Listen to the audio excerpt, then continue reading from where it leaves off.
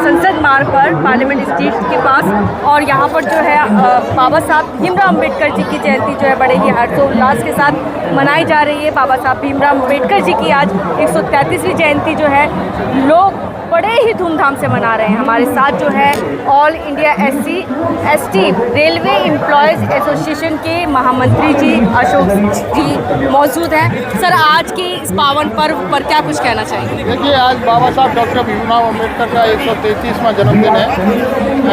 इस पर बाबा साहब डॉक्टर भीमराव अम्बेडकर की जो अंदर पार्लियामेंट के प्रांगण में जो प्रतिमा लगी हुई है, उसमें दिल्ली और दिल्ली के आसपास के लोग, पूरे देश से बहुजन समाज के लोग और बाबा साहब डॉक्टर भीमराव अम्बेडकर को मानने वाले उनके अनुयायी लोग यहाँ पर उनको पुष्पांजलि अर्पित करने आते हैं।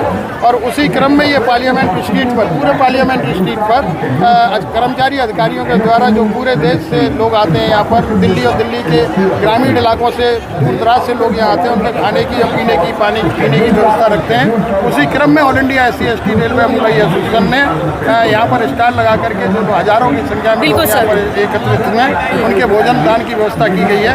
तो इस अवसर पर बाबा साहब डॉक्टर भीमराव अम्बेडकर के 133वें जन्म दिवस पर मैं देशवासियों को, अपने समाज के लोगों को, अपने परिवार के लोगों को, अपने दोस्तों को, सबको हार्दिक शुभकामनाएं पेश करता हूं। सर, जिस प्रकार से आज भी देखा गया है कि बाबा साहब भीमराव अम्बेडकर जी का जो है आज भी विरोध किया जाता है कुछ लोगों द्वारा, मैं कुछ शब्द यूज़ कर रही हूँ, कुछ लोगों द्वारा, जिस प्रकार से उनकी प्रतिमाओं को तोड़ दिया जाता है, मूर्तियों को तोड़ दिया जाता है, यहाँ तक कि संविधान तक को जला दिया जाता है।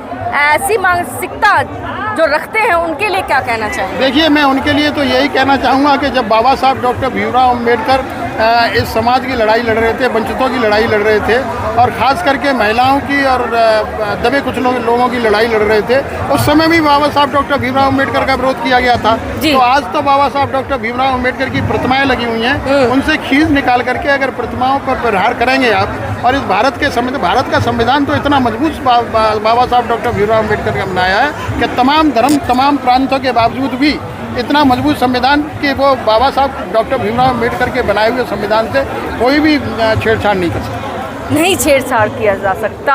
और कहें तो सर, आज वो भी इस चीज़ से बचते हैं, जब शिकंजे में कानून के फंसते हैं तो वो इसी संविधान का जो है यूज़ करते हैं, और उसी संविधान के तहत वो अपने आप को बचाते भी हैं और उसी का वो विरोध भी करते हैं। देखिए, विरोध तो जहाँ तक है उनका अपना अधिकार क्षेत्र है, लेकिन जैसे 2 अप्रैल को इस देश में जब SC/ST एक्ट को किया गया था, ख़त्म करने का प्रयास किया गया था, तो इस देश के नौजवान दलितों ने, बुजुर्गों ने, सबने मतलब इकट्ठा होकर के उस SC/ST एक्ट को बचाने का प्रयास किया गया था। ये तो बाबा साहब डॉक्टर भीमराव अम्बेडकर के बनाए हुए संविधान है, जिसकी वजह से आज सारे लोग सम्मान की ज़िंदगी जी रहे हैं, आज सारी महिलाएं सम्मान की ज़िंदगी जी रहे हैं। उससे हाथ लगाने का तो सवाल ही नहीं उठता, बहुत छेड़छाड़ करने की तो बहुत दूर की बात है। सर, सुनने में आ रहा है कि रेलवे का निजीकरण हो रहा है। हाँ, रेलवे का निजीकरण हो रहा है। ये तो सरकार की अपनी नीति है कि प्राइवेटाइजेशन, निगमीकरण जो रेलवे कर रही है, वो तो एक मंशा है इस देश के मतलब दलितों को रोजगार से वंचित रखने की।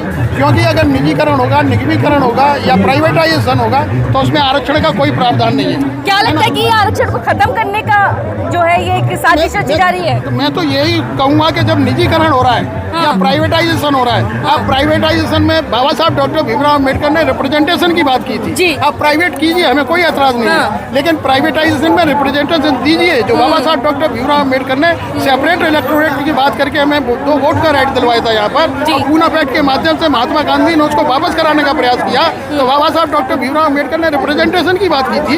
आप निगमीकरण कीजिए, निजीकरण कीजिए, लेकिन उसमें आरक्षण की व्यवस्था कीजिए, हमें कोई। लेकिन सर, जब प्राइवेट हो जाएगा तो आरक्षण कहाँ से रह जाएगा? ऑटोमेटिकली खत्म होने का प्रयास है। प्राइवेट में आरक्षण देंगे नहीं तो दलितों को आरक्षण से वंचित किया जाएगा। मतलब जो अगर नौकरी पा लेगा, जो शिक्षित हो जाएगा, यानी कि फिर वो अपने हकों की बात करेगा, इसलिए ऐसी चीजें की जा रही है सर। ये सामने बैठे हुए हैं तो डिक्की वाले बता रहे कि भाई पढ़ लिख के आप रोजगार ढूंढिएगा, रोजगार कीजिएगा। कितने को रोजगार मिला है सर? उनसे पूछिए ना जा करके। हम तो बाबा साहब डॉक्टर भीमराव अम्बेडकर की बदौलत आज नौकरी में आ गए और उनकी बदौलत ही, उनके संविधान की बदौलत रोजगार के लिए पैसा चाहिए होता है सर। वो आज यहाँ हम लोग खड़े हुए हैं। रोजगार के लिए तो पैसा चाहिए होता है ना, तो हर कोई तो रोजगार नहीं कर पाएगा। जी हाँ, जी हाँ। इसीलिए बाबा साहब की जो विचारधारा थी कि इस देश के तरक्की में, इस देश को आगे ले जाने में इन वंचितों की बहुत बड़ी भूमिका है। इनको मुख्य धारा में जब तक नहीं लाया जाएगा, और मुख्य धारा में तभी आएंगे कि सरकारी जितने भी तंत्र हैं उनमें इनको प्रॉपर रिप्रेजेंटेशन दिया जाए। लेकिन कहते हैं बैंकों से लोन मिल रहा है, अपना रोजगार कीजिए। अब बैंकों से जिनको लोन मिल रहा है वो लोन ले, रोजगार जो करना चाहता है। सर रुकिए, संदेश कुछ देना चाहेंगे सर? संदेश 133 बाबा साहब डॉक्टर भीमराव अम्बेडकर की जयंती पर सभी लोग संगठित हो, महिलाओं के लिए, महिलाओं को जो सम्मान बाबा साहब डॉक्टर भीमराव अम्बेडकर ने दिया है उसको मतलब नमन करते हुए, धन्यवाद करते हुए महिलाओं को भी आज के दिन बाबा साहब डॉक्टर भीमराव अम्बेडकर को कोटि कोटि नमन करना चाहिए कि आज जो महिलाएं हमारी सम्मान की जिंदगी जी रही है वो बाबा साहब डॉक्टर भीमराव अम्बेडकर की वजह से। सर मैं ये कहना चाहूँगी कि सर कुछ महिलाएं ऐसी भी हैं जो ये सोचती हैं, मैं उनका नाम या उनके जो कास्ट है उसको उजागर नहीं करूंगी, लेकिन उनका यही कहना रहता है कि SC ST OBC के महिलाओं के लिए ही बाबा साहब ने किया है, हम लोगों के लिए क्या किया, तो उनके लिए क्या कहना चाहिए? यही जिम्मेदारी तो आप लोगों की हमारी है कि हमें उन्हें ये बताना पड़ेगा कि देश की तमाम महिलाओं के लिए बाबा साहब डॉक्टर, क्योंकि हिंदू कोड बिल्कुल सबके लिए था, अनुसूचित जाति जनजाति के लिए, वंचित वर्ग के लिए नहीं किया। तमाम देश की जितनी महिलाएं थी, तभी कुचली महिलाएं जिनको ढोर गमार सूद पशुनारी के नाम से मतलब किया जाता है, बाबा साहब डॉक्टर भीमराव अम्बेडकर ने आज सम्मान की जिंदगी, उनको शिक्षा का अधिकार दिलाया, समानता का अधिकार दिलाया। उनको बहुत सारे ऐसे कानून बनाए बाबा साहब डॉक्टर भीमराव अम्बेडकर ने जिनका उपयोग करके आज महिला प्रधानमंत्री तक बन रही है। तो सर ने कहा कि महिला प्रधानमंत्री तक बन रही हैं। हमारे साथ और भी एक सर जुड़ चुके हैं। सर आपका पूरा परिचय सर? Doctor KS Chauhan. जी सर, आज बाबा साहब भीमराव अम्बेडकर जी की 133वीं जयंती मनाई जा रही है। हजारों की संख्या में नहीं, पार्लियामेंट के पास लोग आए हैं, लाखों की संख्या में हैं। क्या कुछ कहेंगे सर? बाबा साहब डॉक्टर अम्बेडकर ने यहाँ का जो सामाजिक सिस्टम है उसको इतने बड़े पैमाने पे चेंज कर दिया कि जो एग्जिस्टिंग हिंदू सिस्टम था उसको अपनी आइडेंटिटी बचाने में समस्या हो रही है जी। और इसलिए वो पूरा जो सिस्टम जो डेवलप कर रहे, जैसे आप महिलाओं की बात कर रही थी जी, अगर बाबा साहब डॉक्टर अम्बेडकर नहीं होते तो मैं ऐसा मानता हूँ कि आपके हाथ में ये माइक बिल्कुल नहीं होता सर, क्योंकि आज मैं जो बाहर महिलाओं निकली को हुई मिला, उन्हीं की वजह से। आज भी अभी हम कोई रिसर्च कर रहे थे, अमेरिका में 1923 में एक अमेंडमेंट शुरू हुआ वीमेन को इक्वलिटी राइट्स देने के लिए और वो 2020 में पास हो गया। वहाँ जैसे हमारे आधे स्टेट को करना पड़ता है, वहाँ 3/4 स्टेट को पास करना पड़ता है, जो 2020 में 38 स्टेट ने वहाँ पास किया। अब उसके बाद उन्होंने कह दिया ये लैप्स हो गया। तो आज भी अमेरिका में वो बराबरी नहीं है जो हमारे देश में है, जो बाबा साहब डॉक्टर अम्बेडकर 56 में लेके आए। और कितने ही देश हैं जिसमें महिलाओं को वोटिंग का अधिकार हमारे से बाद में मिला। 1982 में बहुत जगह कम से कम 17-18 जो प्रोमिनेंट देश हैं उनमें महिलाओं को जो वोटिंग का अधिकार है 1982 में मिला और बाबा साहब डॉक्टर अम्बेडकर ने ये 1950 में हमें अधिकार दिया। सर लेकिन आज भी लोगों के अंदर, कुछ लोगों के अंदर इतना डर है कि बाबा साहब की मूर्तियों को तोड़ देते हैं, जला देते हैं उनकी प्रतिमाओं को, यहाँ तक कि संविधान तक को जलाने की पूरी कोशिश रहती है, यहाँ जला भी देते हैं सर।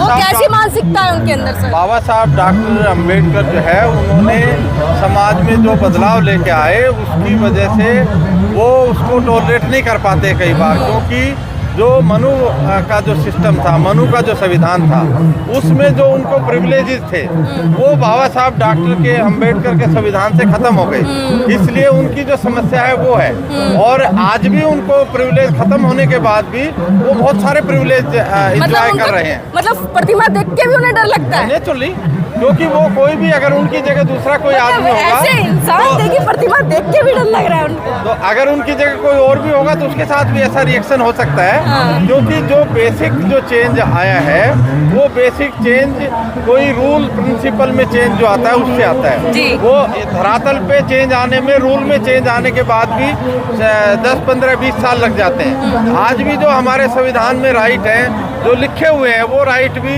50% भी हमें नहीं मिल रहे हैं, बिल्कुल सर। लेकिन उसके बावजूद वो इतना परेशान है। अगर पूरे मिलेंगे तो क्या होगा? सर बाबा साहब ने 3 मूल मंत्र दिए थे, संगठित रहो, शिक्षित बनो और संघर्ष करो।